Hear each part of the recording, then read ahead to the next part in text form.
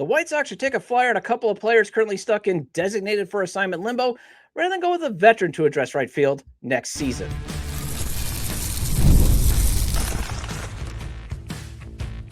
You are Locked On White Sox, your daily Chicago White Sox podcast. Part of the Locked On Podcast Network, your team every day.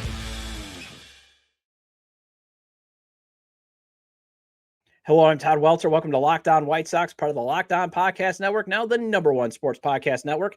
I'm a lifelong Sox fan. I've been podcasting here for over a year and a half and covering the team well before then. And also I've covered Major League Baseball for outlets such as the Associated Press. Well, I'm going to get to your mailbag questions and comments as I want to share your excitement for Munetaka Murakami and some of your stances on why the White Sox should keep Luis Robert Jr. after I go over the results of this week's Fan Poll Friday, which I asked for your reaction to Murakami signing and the role Sean Newcomb should play. But first, let's discuss how a few former promising players currently stuck in designated for assignment limbo could be potential solutions for the White Sox in right field. Today's episode is brought to you by Game Time. Download the Game Time app, create an account, and use code LOCKEDONMLB for $20 off your first purchase. All right, there is speculation that if a player gets designated for assignment before the holidays, they kind of get stuck in this limbo status.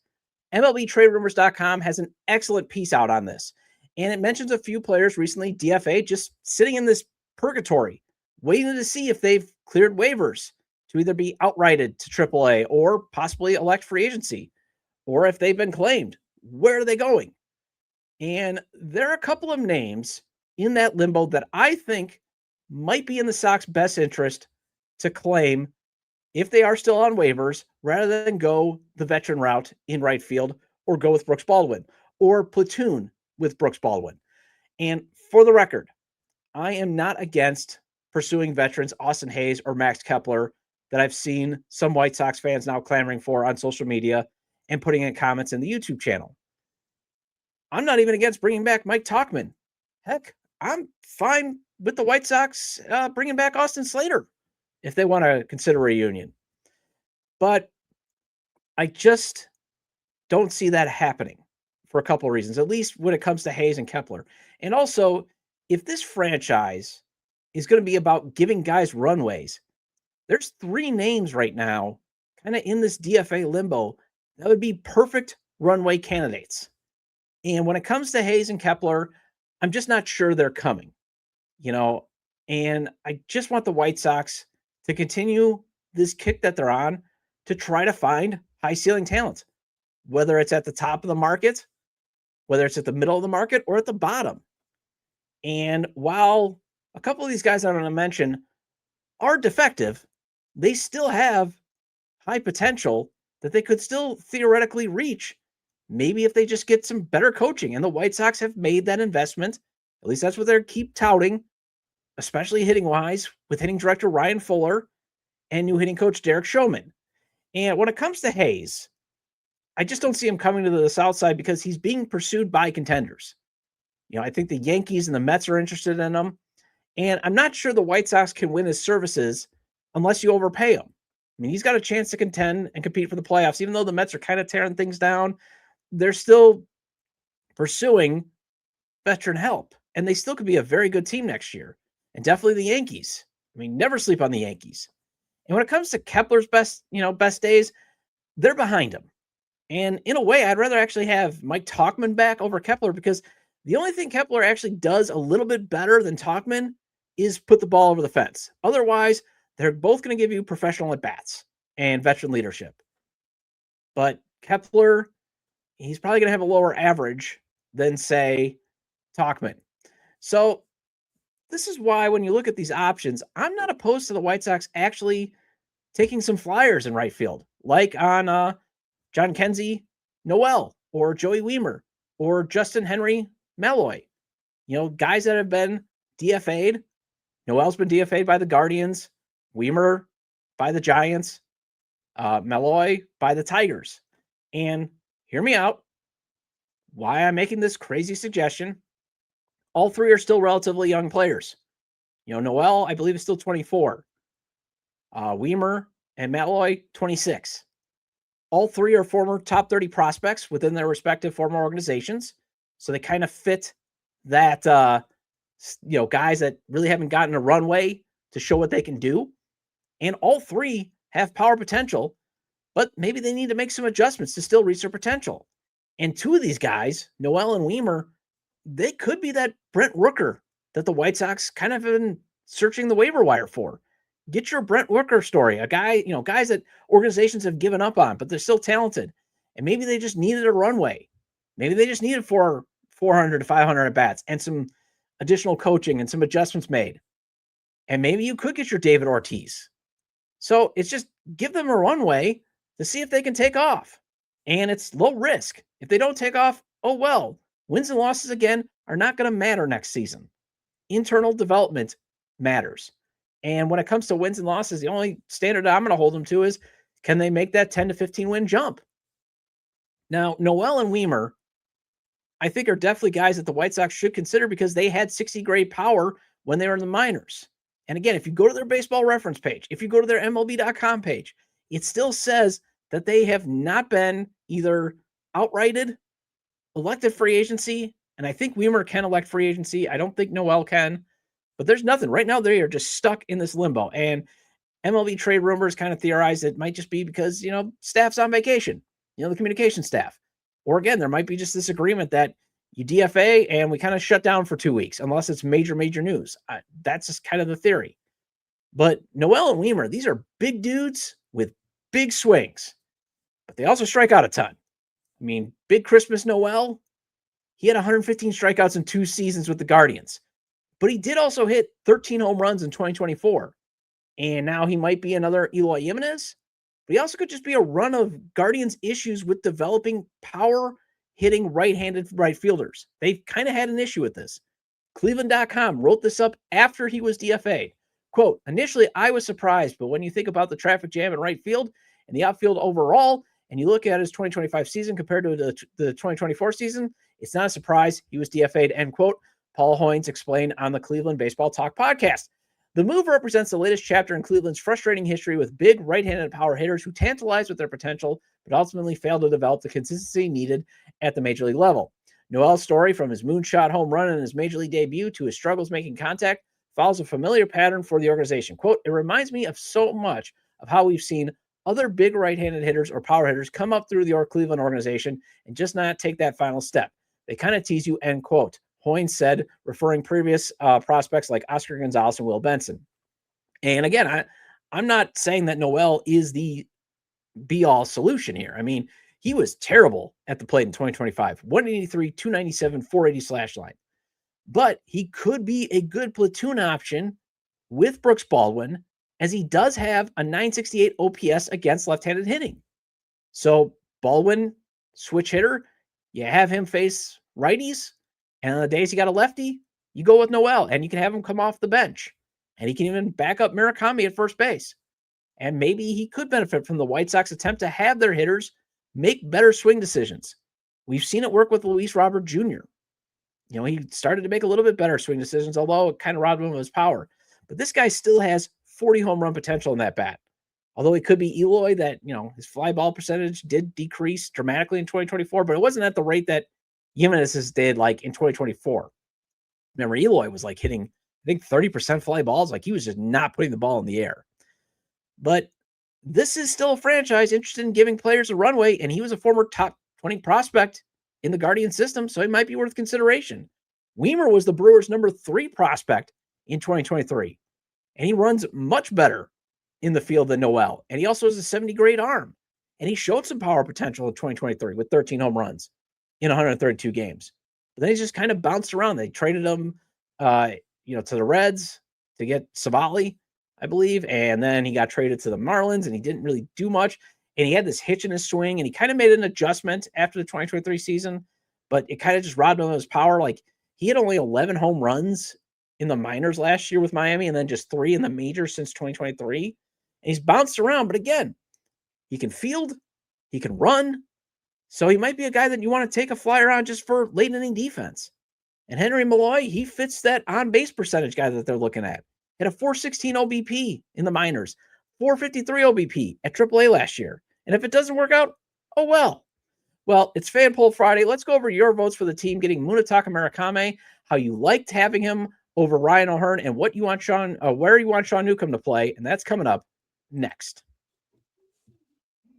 We're in the midst of basketball season, and there's nothing like being in the building, the crowd, the energy, the moments you can't get watching from the couch. The only problem? Getting tickets. Remember, it used to be such a hassle with long queues, logins, and prices changing at checkout. Well, that's why Game Time is such a game changer. It puts the advantage back in the fans' hands and makes scoring great NBA tickets fast, easy, and stress-free. I've used Game Time for things like getting 10 tickets to a Milwaukee NBA game. I got great seats. My entire party was able to sit together with a great view of the game. And what stood out immediately was how easy the app is to use. I could see deals, compare prices, and buy tickets in minutes. Knowing the price includes all fees upfront makes the whole experience way less stressful. Take the guesswork out of buying NBA tickets with Game Time. Download the Game Time app, create an account, and use code LOCKEDONMLB for $20 off your first purchase. Terms apply. Again, that's code LOCKEDONMLB for $20 off. Download the Game Time app today. Thank you for making Locked On White Sox your first listen of the day, and thank you for making Locked On the #1 sports podcast network. You already live your team every day. Now take it up a level and go ad-free. Join the Everydayer Club today and get Locked On White Sox with no interruptions, a members-only Discord access, and more, all for just $5 a month or $50 a year. Go to lockedonwhitesox.supercast.com or check the link in the show notes to learn more. I'm a bit surprised more votes were not cast for being cautiously optimistic on Munetaka Murakami joining the White Sox. And that's just based on some of the comments I saw on the YouTube channel, on the episode page and on White Sox social media regarding his contact issues. But hey, maybe landing a high ceiling free agent covers up those issues of why you should be cautiously optimistic. Also, hardly anyone, the fan polls that I ran during the week, wanted a solid veteran over Murakami. So it's good to see us Sox fans embracing potential over just, decent production on the veteran market that, you could flip at the trade deadline for a decent prospect. And then finally, I'm totally in agreement with where the votes landed on the role Sean Newcomb should have. So I ran 3 polls on the YouTube community page at Locked On White Sox. Make sure to subscribe. And when it came to the reaction for Murakami signing, 72% of you say you loved the signing. 24% cautiously optimistic, 3% not a fan, 1% saying you would rather see someone else sign. And to the 4%, the 3% that said not a fan, the 1% that said would rather see somebody else sign, I guess I'm not seeing how you cannot be a fan of a high upside signing on a 2-year deal. I mean, that's the biggest thing. You must really hate strikeouts, because if he does flop, if he does become the sum of all of our fears, there's an off-ramp. You're not stuck with him for 5 years like he was reportedly seeking. This isn't an Andrew Benintendi situation. If he doesn't work out, you can exit. But cautiously optimistic, I thought would be just a tick higher, just because every team focused on what he couldn't do, which is the potential to not make contact at the big league level. And I'm glad the White Sox focused on what he can do, and that's hit bombs, hit some dingers, hit for power, 90 grade power, and the potential of, hey, maybe he can make better contact. Maybe he can do this thing get better. And I know there's going to be some scrutiny, but the White Sox have made that investment. They are trying to bring in more, coaches that actually can, teach baseball, and they are making an effort to actually want players to get better at the big league level. So, I like that the White Sox took that swing. Now, in terms of Mooney over Ryan O'Hearn, everydayers really wanted Murakami over the productive veteran. 88% said that they love the upside of the signing. When I asked, was it the right move by signing high upside slugger Munetaka Murakami instead of a proven veteran over Ryan O'Hearn? 88% of you loved it. 2% would have preferred the productive veteran. 10% said, well, I still need to see him play. And, that's fine. If you need more evidence before you can actually make that, make that connection, that's okay. And again, nothing against O'Hearn, as I think he would have been a fine addition. But the White Sox have got to start making some high ceiling signings. And it's another reason I was against Luis Arraez, him being connected to the White Sox. And I actually want to tie in in early mailbag comment. I know I'm going to get to your mailbag questions and comments in the next segment, but I want to actually bring this one up a little bit earlier. This is from Miller's Bar Paris, and he put this in the episode page, and him and I had a little spirited discussion on this, but he writes this: stop with the walk is as good as a single BS. You said the same about Arise, and all he does is hit singles, which is the same as a walk. I've never seen a walk knock in a runner from second or third if first base is empty. They are not the same. And after a bit of back and forth on YouTube, here's what he was really trying to say. Man, I just find that take to be BS and think us White Sox fans are a bit ridiculous, thinking we're too good for certain players, like we're not bottom feeders at the moment. I disagree with you quite often, to be honest, but I like your passion for the team that and I'm sure you love. I'm an everydayer, but also a wise bleep. For real, though, Merry Christmas, man. Okay, so, and again, we can disagree. It's fine. It's okay to disagree. But the reason I'm bringing this up in the fan poll segment is I don't think it's White Sox fans saying we're too good for any players. I mean, this franchise hit beyond rock bottom in 2024. I mean, come on. They're in the middle of 3 straight 100-loss seasons. But if you want to build it back up, they got to stop going with these one-trick ponies like Arise. And that's what he is. He hits singles. He doesn't run the bases well, and he doesn't field well. Or a solid player like O'Hearn, he's going to bring a professional at bat, but he's not going to be like crushing home runs left and right. Sometimes you actually have to take a swing on young players with high ceilings. And I think a lot of Sox fans are also just saying, hey, let's take a swing at just better players than O'Hearn or Arise. I mean, why not go after Kyle Schwarber? Why not dream for Pete Alonso? Oh, right. It's because of the owner. And that's where we get frustrated. It's not that, we got to hold our nose up to him. But, try to get better players, or again, young players with high ceilings. And Murakami, I think, is a combination of the two. He has a high ceiling, and I do think his talent is better than O'Hearn's and Arise's, at least at the plate. And again, when I say walks and singles are the same, I have also made it clear that there is a distinction, though, when singles are obviously better than walks, and that is with runners in scoring position. Yes, that's when singles matter. A hit matters. It could be a double, it could be a triple, it could be a home run or single. Either way, just get the guy home. But if there's bases empty or even a man on first, single and a walk are the same thing. They are, especially with bases empty. And that's all I've been trying to say. And again, it's Moneyball logic. He gets on base. Anyway, wrapping up the fan polls. 65% of you want to see Sean Newcomb as a high leverage reliever. When I asked, where do you want to see Sean Newcomb used most next season? 23% as a spot starter, long reliever. 11% said as a starter. And I am with you on the high leverage, as his stuff might be at its absolute best right now. And based on the evidence that we did see, it was in high leverage situations.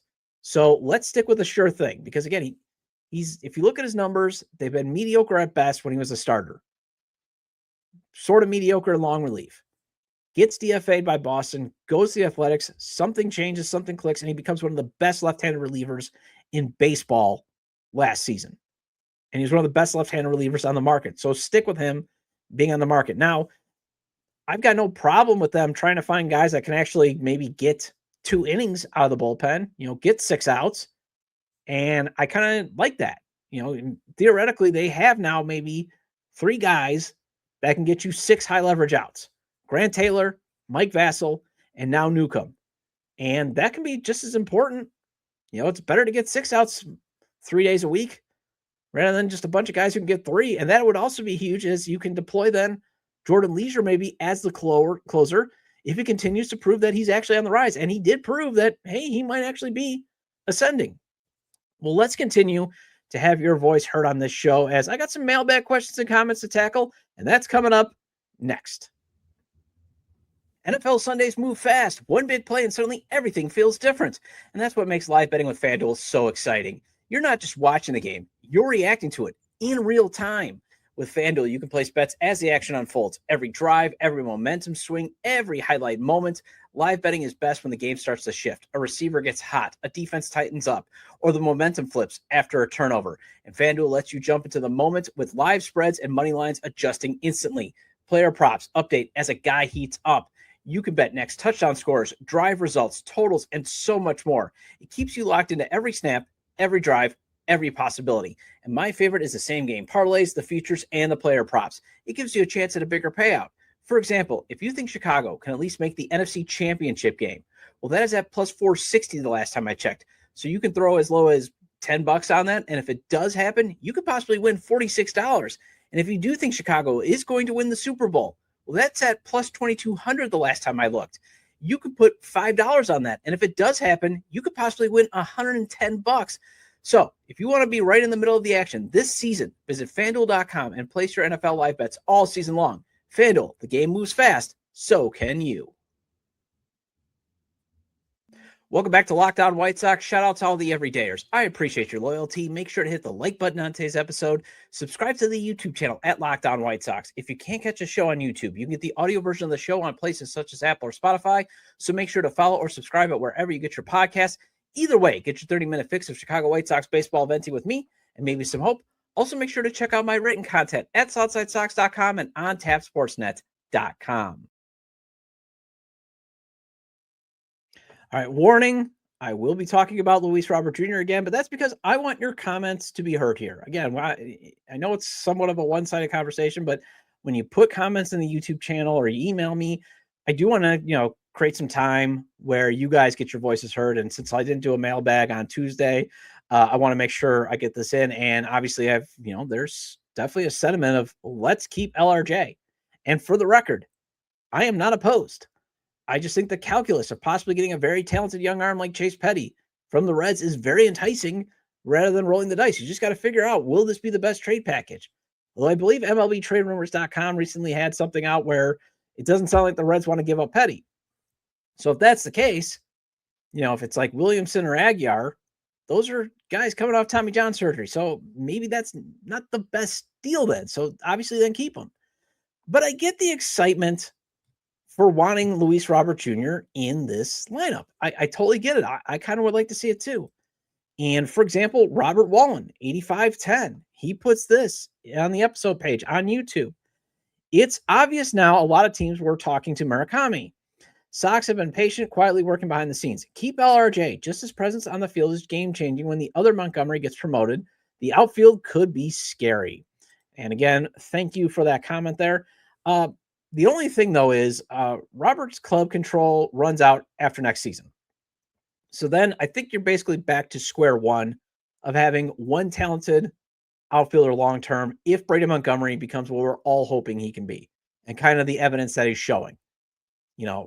I would love to see Montgomery and Wright, Luis Robert Jr. in center field through the rest of the decade. Because that's another thing I think some haters miss is I've been advocating for actually Luis Robert Jr. to get an extension because I can accept his defense, playing 100, 115 games, running the bases and a little bit of power and being able to hit left-handed pitching just at a lower AAV. I'm fine, but it's probably not going to happen because, LRJ is represented by Scott Boras.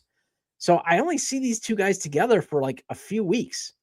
Because if Braden makes his debut at, say, around June, because I think they might actually, I got a feeling it's just a gut feeling. I have no verified information, just going off of trends, that they'll probably follow the Edgar Carroll, Kyle Teal plan of getting him up by June if he keeps clearing every hurdle that's in front of him and he stays healthy.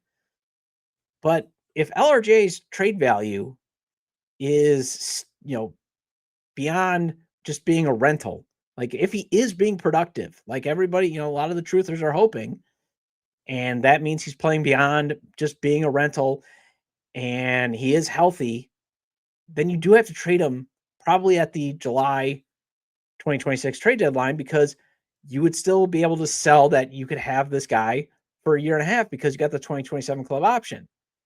And if he isn't dealt, then of course, okay, you got the rest of 2026, but then who knows how long you can keep Montgomery and Robert together because you're going to have to trade Luis Robert Jr. I'm sorry, guys. The club control is running out and the competitive timeline just doesn't match up. So the most you could have those two together, I'd say, is half of 2026, half of 2027. But I get the excitement. But again, I just want to throw out the caveat. It won't be a long term, let's put these guys together. All right, so then I am on to see Lesselbro. Hopefully this is the one. It works. Actually, this is John Dietzman on there. If we get rid of Luis Robert, do we go after Harrison Bader? He should be in our money range for a couple of years.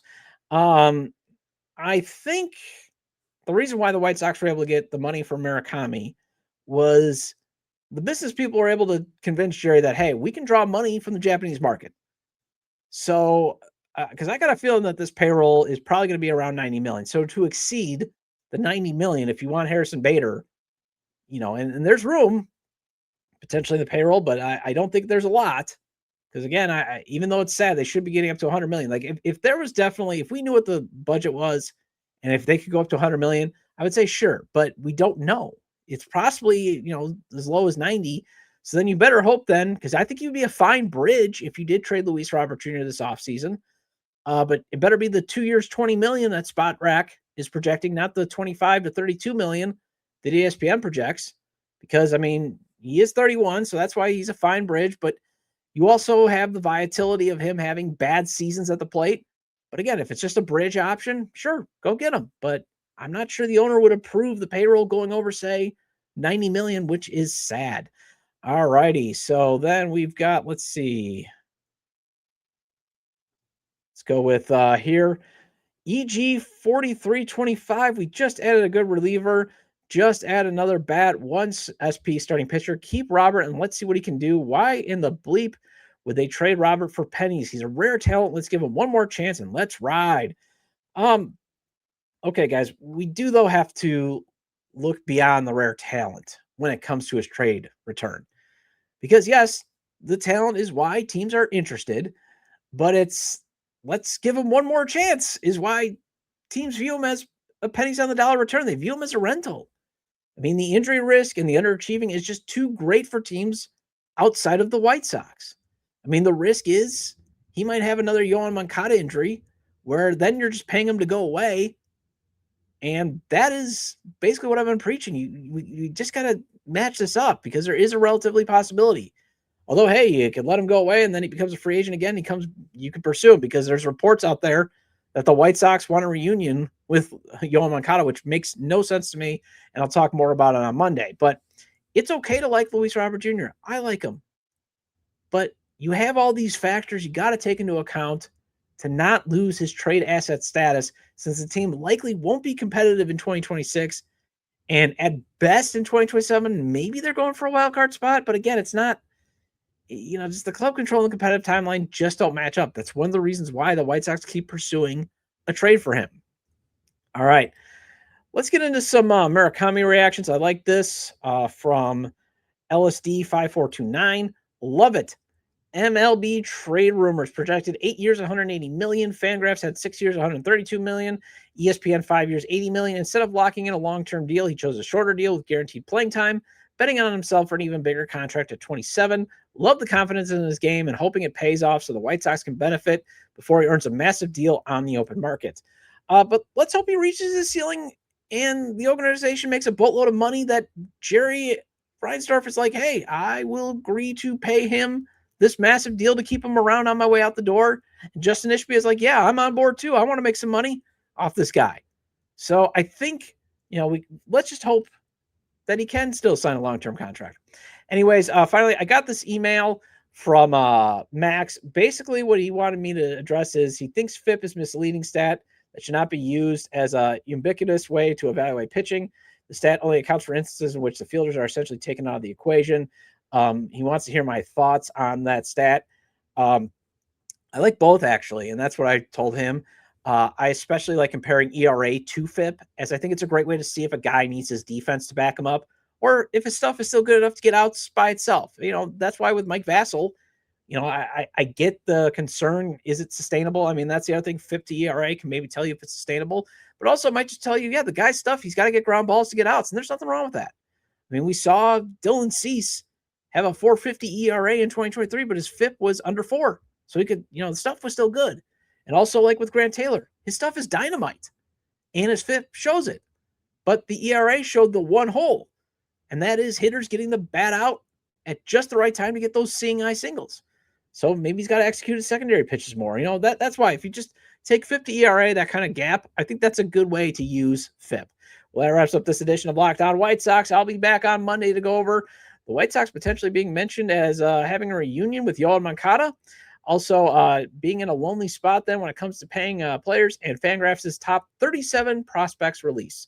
Make sure to subscribe to the YouTube channel at Locked On White Sox. If you can't catch the show on YouTube, make sure to follow or subscribe wherever you get your audio podcasts so you get all the latest episodes as we're on platforms such as Apple or Spotify. You can follow the show on X, formerly Twitter, at Locked On Sox or at Todd J. Dub. Also, follow the show on TikTok at Locked On Sox. You can also email me your questions or comments to lockedonwhitesox@gmail.com. Have a great day. Have a great weekend, and I will talk to you Monday. Did Locked On White Sox make your Spotify Wrapped? Prove it on social media to secure a free month of our brand new Everydayer Club. Just tag our National Locked On Podcast Network account on any social platform, and we'll drop you a code. Be one of the first to join the Everydayer Club to get your favorite show ad-free and exclusive access to the members-only Discord channel. For those of you on video, we send you to the first ever 24/7 National Locked On Podcast Network YouTube channel. On audio, make sure you make your second listen Locked On MLB.